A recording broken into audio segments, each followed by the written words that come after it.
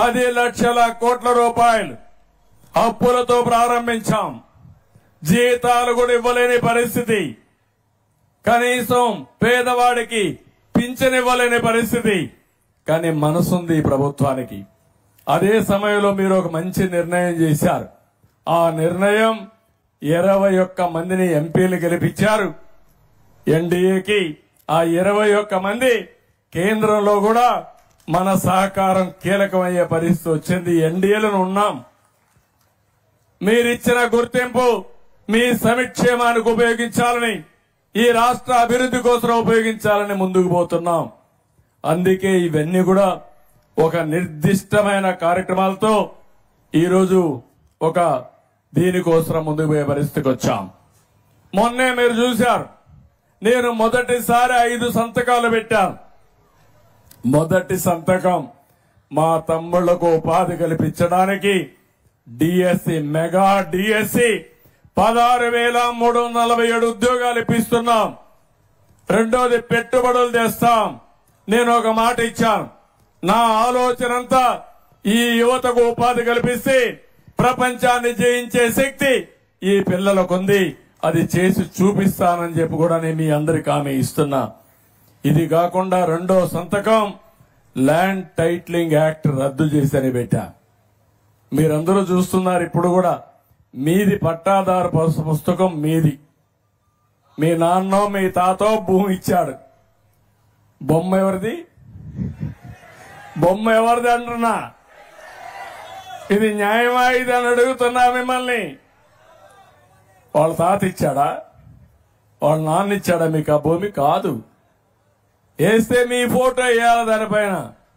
అందుకే నేను ఒకటే ఆలోచించాను, అది కూడా నిర్ణయం చేశాం. రాజా ముద్రతో మళ్లీ పట్టాదారు పాసు పుస్తకాలకు మీకు ఇచ్చే బాధ్యత మాది.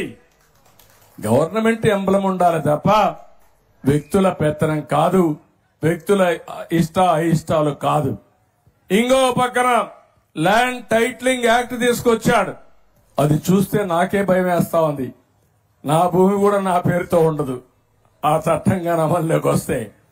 అలాంటి ఒక భయంకరమైన చట్టాన్ని తీసుకొచ్చాడు. ఆయన సాక్షిలో ఉండే గుమస్తాలు పెట్టుకుని మీ భూమి ఎవరికి కావాలంటే ఒకటి రాయిస్తే ఇంకా మీరు కోర్టుకు పోవాలంటే కూడా లేకుండా నేరుగా వానపల్లి నుంచి అమరావతి హైకోర్టుకు రావాల. ఎంతమంది వస్తారు హైకోర్టుకు అడుగుతున్నా.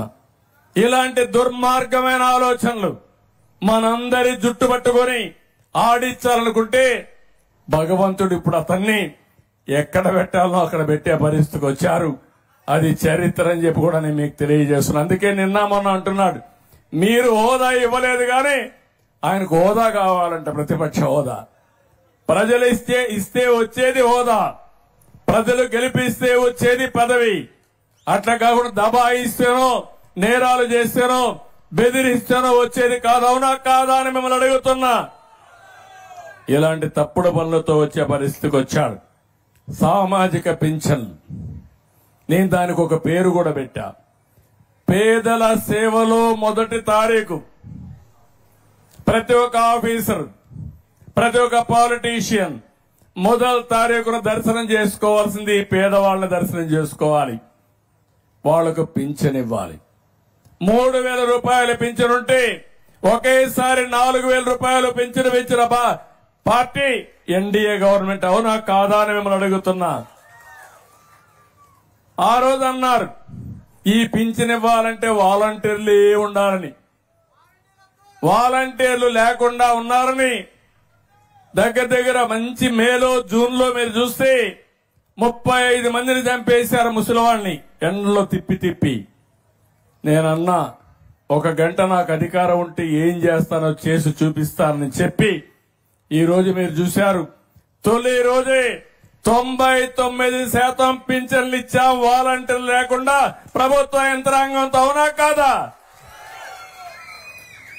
అసాధ్యం అని చెప్పి మాయ మాటలు చెప్పారు, అది సుసాధ్యం చేశాం. నేను అందుకని ఎవరైతే వికలాంగులు ఉన్నారో 3,000 నుంచి 6,000 చేశాం. ఇంకో పక్క కొంతమంది పాపం జీవితాంతం సఫర్ అవుతూ ఎయిడ్స్ వచ్చినా కిడ్నీ పోయినా అవస్థ పడితే వాళ్ళకి 10,000 ఇచ్చాం. కొంతమంది లేచి తిరగలేని వాళ్ళకి 15,000 రూపాయలు నెలకు పింఛన్ ఇచ్చిన పార్టీ ఈ ఎన్డీఏ ప్రభుత్వం అని చెప్పి కూడా నేను మీకు తెలియజేసి 15,000 ఇస్తున్నాం. ఎందుకంటే వాళ్ళు తిరగరు, వాళ్ళకు సేవ చేయాలి, వీళ్ళకు కూడా కూలిపోతుంది. అలాంటప్పుడు వీళ్ళని ఆదుకోవాలనే ఉద్దేశంతో 15,000 ఇచ్చాం. నేను ఒకటే చెప్తున్నా, భవిష్యత్తులో కూడా 1వ తారీఖున మీకు అందరికీ పింఛన్లు ఇస్తాం.